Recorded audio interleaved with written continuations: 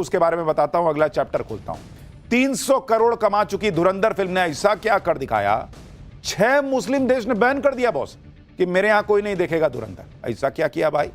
Ajit Doval, Ajmal Kasab, ISI और धुरंधर movie का ऐसा सच कि पाकिस्तान तक में गजब आग लग गई है। आज आपको दिखाता हूं भाई। धुरंधर मूवी को देखकर पहले तो भारत का मोदी विरोधी गैंग सुलगा, फिर अब पाकिस्तान उबला। धुरंधर के बारे में सुन सुनकर पाकिस्तान में लोग जो है वो आग लगी हुई है उन लोगों को। हालत ये हो गई कि जैसे जैसे धुरंधर कमाई पे कमाई कर रहा है, वैसे वैसे पाकिस्तान और कुछ मुस्लिम देशों में हाहाकार मचता जा रहा है। 7 दिन में धुरंधर ने 300 करोड़ रुपए कमा डाले। इसमें भारत के अंदर 200 करोड़ की कमाई, भारत के बाहर 100 करोड़ रुपए की धुरंधर कमाई। इधर धुरंधर ने 300 करोड़ रुपए कमा डाले, उधर 6 मुस्लिम देशों ने उस पर बैन लगा दिया। यानी इधर धुरंधर पर पैसा बरस रहा है, उधर उतनी ही उस पर आग बरसाई जा रही। आज आपको बताऊंगा कि धुरंधर पर कौन से 6 मुस्लिम देशों ने बैन लगा दिया। आपको यह भी बताऊंगा कि धुरंधर ने पाकिस्तान में क्या कोहराम मचा दिया। धुरंधर मूवी में जो दिखाया गया उसे देखकर पाकिस्तान क्यों कहने लगा है कि इस फिल्म की स्क्रिप्ट मोदी ने लिखी है। धुरंधर मूवी का वो सच क्या है जिसे देखकर पाकिस्तान अलबला गया है? नकली नोट छापने वाली मशीन का सच हो या फिर पाकिस्तान के आतंकियों की असली फोन रिकॉर्डिंग, जिन्हें देख कर सुनकर पाकिस्तान के होश उड़े हैं। आज सब आपके लिए ले आया हूं। पहले जो हो रहा है धुरंधर को लेकर, इससे पहले आपको कब याद है कि एक फिल्म भारत में आई हो और उसने दुनिया भर में हिलाकर रख दिया लोगों को? कई लोग देखना चाहते हैं, कई लोग एक झलक नहीं देखना चाहते। धुरंधर के धमाके से पाकिस्तान तक हिल गया है, वो आपको आगे बताऊंगा। लेकिन पहले आप देखिए कि धुरंधर की जिस तरह से पूरी दुनिया में चर्चा हो रही है, जिस तरह से भारत के बाहर भी धुरंधर जो धुआंधार कमाई कर रही है, उससे खलबली मच गई। पूरी दुनिया में फिल्म को रोकने के हथकंडे आजमाए जा रहे हैं। आप देखिए, खाड़ी के 6 मुस्लिम देशों ने धुरंधर फिल्म को बैन कर दिया। Bahrain, Kuwait, Oman, Qatar, Saudi Arabia और यूएई इसमें शामिल है, जहां आप धुरंधर नहीं देख पाएंगे। इन देशों की अथॉरिटीज की दलील है कि धुरंधर की कहानी में एंटी पाकिस्तान मैसेजिंग है। इन देशों में धुरंधर फिल्म की स्क्रीनिंग तक को परमिशन नहीं दी गई। भाई, धुरंधर ने तो दिखाया कि पाकिस्तान कैसा 2 कौड़ी का देश है और कैसे भारत के खिलाफ साजिशें करता है। कराची के लियारी में कैसे गैंगवॉर चलता है वो दिखाया है। लेकिन देखिए, मुस्लिम ब्रदरहुड के नाम पे सब सट गए कि ना पाकिस्तान की बेइज्जती हो रही है, हम नहीं देखने देंगे धुरंधर को। धुरंधर के खिलाफ ये सब इसलिए हो रहा है क्योंकि धुरंधर ने पूरी दुनिया में पाकिस्तान की लंका लगा दी है। बॉस, ऐसे ऐसे सच दिखा दिए जिससे पाकिस्तान की दुनिया में पोल पट्टी खुल गई। जितने लोग धुरंधर को देख रहे हैं वो पाकिस्तान का सच भी देख रहे हैं। और सबसे बड़ी बात है कि भाई देखिए, 26/11 हुआ। कई लोग जेनजी आज का शायद नहीं जानता 26/11 में कैसे क्या हुआ। नकली नोट का मामला कैसा था?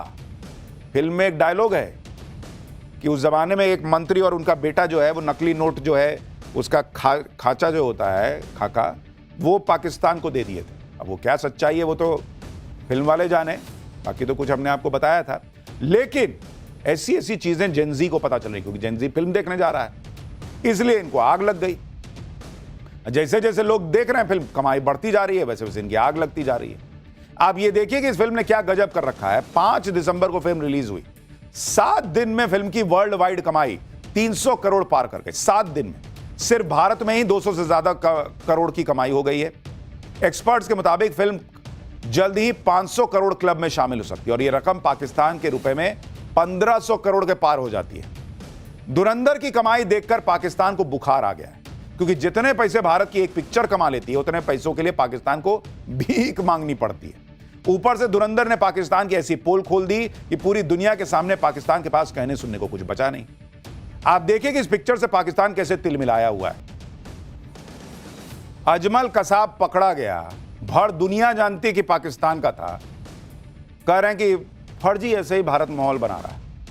कह रहे हैं नरेंद्र मोदी ने धुरंधर फिल्म की स्क्रिप्ट लिखी है। सोचिए, इन लोगों के पास बुद्धि भी नहीं है भाई। पैसा नहीं है, देश के पास चलता है, लेकिन देश के पब्लिक के पास बुद्धि ना हो, मतलब हर मामले में ये लोग कंगाल है। नरेंद्र मोदी का यही काम बचा है कि बैठ के फिल्म लिख रहा है।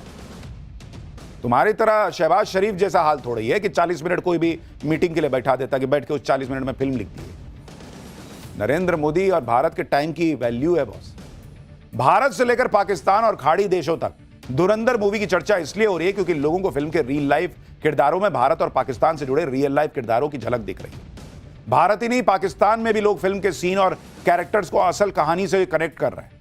जैसे अर्जुन रामपाल इस फिल्म में मेजर इकबाल के किरदार में, जो मुंबई में हुए 26/11 के हमले के वक्त आतंकियों को सैटेलाइट फोन से कमांड दे रहा था कि कैसे लोगों को मारना है। पाकिस्तान इसलिए अलबलाया हुआ है क्योंकि फिल्म की रीच बहुत होती है, बहुत लोगों तक पहुंच जाती है बात। कई लोग तो फिल्म देखकर कह रहे हैं कि अरे 26/11 के आतंकी हमले का ऑडियो भी है कि आतंकियों को कैसे बताया जा रहा था कि किसको मारना है, कब मारना है, कैसे मारना है। ये लोगों को फिल्म से पता था, इसीलिए पाकिस्तान अलबला गया, क्योंकि वो तो अब तक हाफिज सईद पे कार्रवाई नहीं कर रहा है। धुरंधर फिल्म में दिखाया गया कि कैसे आतंकियों के हैंडलर पाकिस्तान में बैठे बैठे मुंबई में आतंकियों को बेरहमी से लोगों को मारने का कमांड दे रहे थे, जश्न मना रहे थे। अब यही सीन दिखा दिया तो पाकिस्तान को आग लग गई कि अरे बाप रे, तो सच पता चल गया पब्लिक को। इसी से पाकिस्तान परेशान है, क्योंकि ये ऑडियो बहुत सारे लोगों ने पहली बार सुने। आपको ऐसे ही एक रियल ऑडियो सुनाता हूं जो मुंबई के 26/11 हमले के दौरान का है। इस ऑडियो में भी आतंकियों का हैंडलर पाकिस्तान में बैठे बैठे 26/11 के आतंकियों को ठीक उसी तरह कमांड देता सुनाई देगा जैसा फिल्म में दिखाया गया। फिल्म में कोई झूठ नहीं दिखाया गया। अब आप असली ऑडियो सुनिए 26/11 के वक्त कैसे आतंकियों को कमांड दिया जा रहा था पाकिस्तान से। क्या सूरत है काशा? मेरे ख्याल ऊपर टीम उतार दी गई है। हाँ, तीनों छत के ऊपर 15 बंदे उतरे हैं हेलीकॉप्टर के जरिए। अच्छा, तो ये खिड़कियों से सामने से हम खिड़कियों के सामने खड़ के लड़े। क्या कह रहे हैं आप? हमारी खिड़कियों के सामने आपको नजर आ रहा है कोई स्नाइपर? सामने वाले कमरे में ऊपर फायर हुआ। आपके ना ऊपर, उन्होंने ऊपर से नीचे आना है, वो इस वक्त ऊपर वाले फ्लोर क्लियर कर रहे हैं। आप ना अपनी सीढ़ियों पे ऐसी पोजीशन बनाए कि उनको आते ही उनको मतलब जो है ना वो शुरू कर रहे हैं आप। उन्होंने सीढ़ियों से उतरना नीचे। हाँ मतलब, लेकिन ऐसी पोजीशन बनाए, ये भी तो मुमकिन है ऊपर आने से पहले नीचे ग्रेनेड फेंके। ये भी हो सकता है। आप ना ऐसी पोजीशन बनाए, मतलब कमरे में रहे, लेकिन जो सीढ़ियाँ ना वो आपकी ना पहली फर्स्ट जो आपके जो ना इंस्टेंस में आपके रेंज में हो। अगर कमरे के साथ नीचे सीढ़ियों पे खड़े अंदर आए। अच्छा, आपको दाएं बाएं फौजी कोई नजर आ रहा है आपको इस वक्त? हमारे सामने हमें स्नैपर नजर आ रहे हैं खिड़कियों में बैठे सामने बिल्डिंग में। मारो फायर उन्हें यार, मारो उन्होंने ओपन फायर किया, हम उनके साथ ओपन लड़े। अच्छा बात सुनो, हाँ, आप जो कमरे में हो ना, हाँ जी, आप ना निशाना लो अपना, और जो कोई भी स्नाइपर है उसके ऊपर फायर करो, अपनी पोजीशन चेंज करो। एक बंदा बाहर के दरवाजे पे पोजीशन लेकर रखे, दूसरा उनके ऊपर फायर करे। इस तरह की बातचीत हुई थी पाकिस्तानी हैंडलर्स और 26/11 के आतंकियों के बीच, कैसे मारना है, क्या करना है। इसी से पाकिस्तान को आग लग गई और मुस्लिम ब्रदरहुड के नाम पर 6 खाड़ी के देश कह रहे हैं कि नहीं, हम भी फिल्म नहीं देखने देंगे, इसी वजह से कि पाकिस्तान एक्सपोज हो जाएगा। अब बात धुरंधर के उस किरदार की जिसे देखकर पाकिस्तान के सीने पर सांप लौट रहा है। धुरंधर के इस किरदार का नाम है अजय सान्याल, जिसे आर माधवन ने निभाया है। फिल्म में आर माधवन को भारत का एक इंटेलिजेंस ऑफिसर दिखाया गया है।